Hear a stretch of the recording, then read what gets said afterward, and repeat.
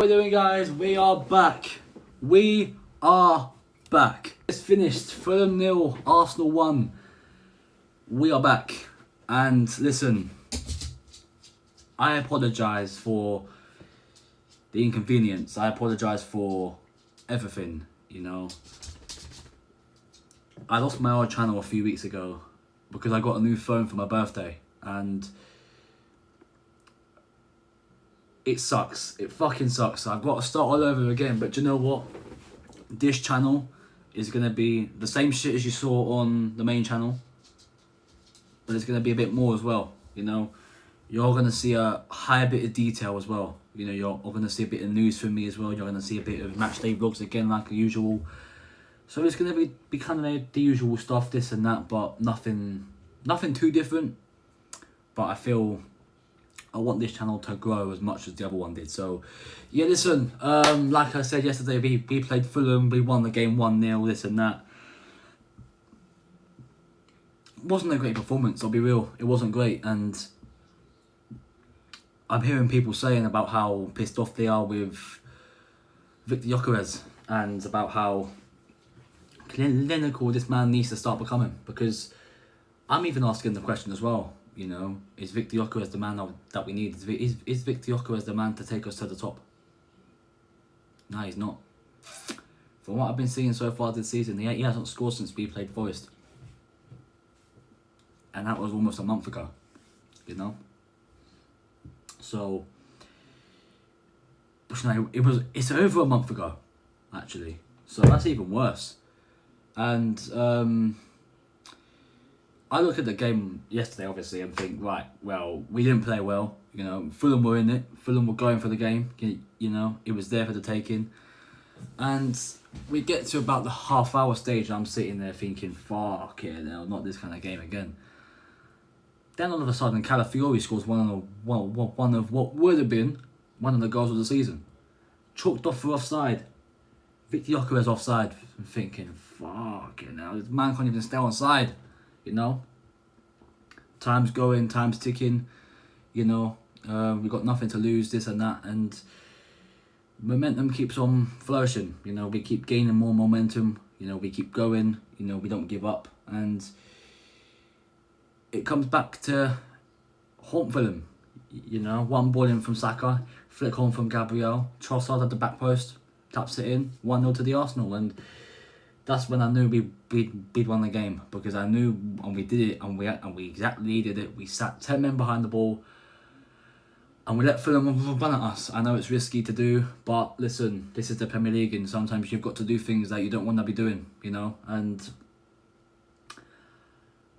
just the way of the run up, just the way that the way that we controlled it, the way we, you know, moved about in the game, I should say.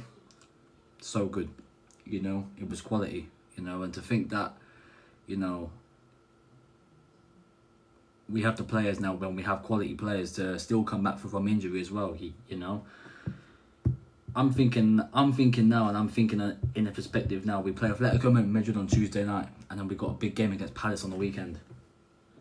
You know, both games you want to win, you know, you want to win as much games as possible, you know. But that Atletico Madrid game is probably our second or third biggest game of the season. You know, the Emirates is going to be absolutely packed. You know, and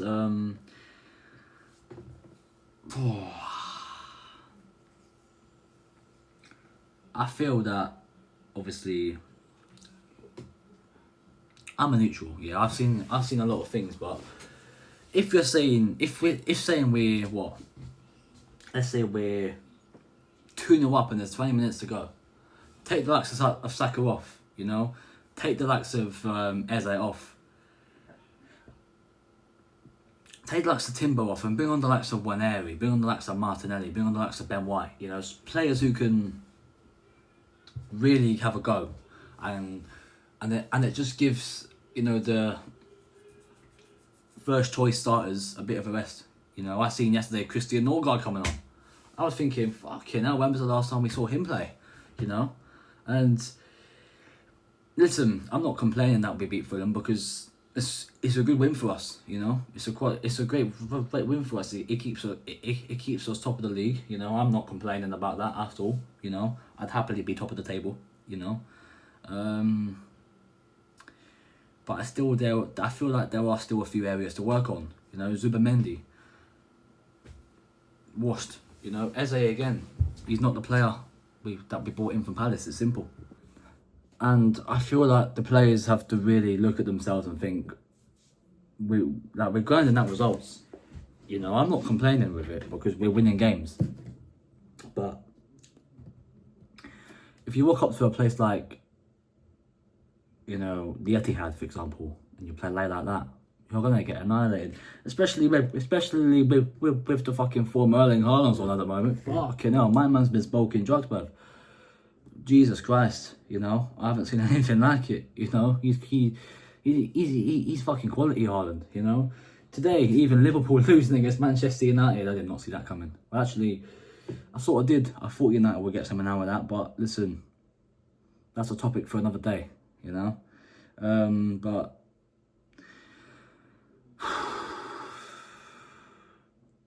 we got the big games coming up. You know, we've got some huge games I want to see coming up. Atletico on Tuesday night. Now, and then we've got Palace, and then we've got Burnley, and then we go away to Sunderland, and then we play Spurs and Chelsea, in between that Bayern Munich, and then after that I think it's Brighton away, and then we hit into December, Brentford at home, Wolves, Villa, who else we got? Villa, Everton, Villa again, and then we get into the new year. So there's not many games left of this year, and if we can go unbeaten on a winning run until Christmas, I'm telling you now, we won the league.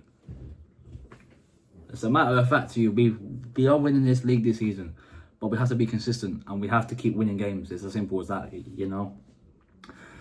Man like Gyökeres has to start scoring goals, because I'm gonna start having question marks about this brother. I'm gonna start having question marks about this guy in my team.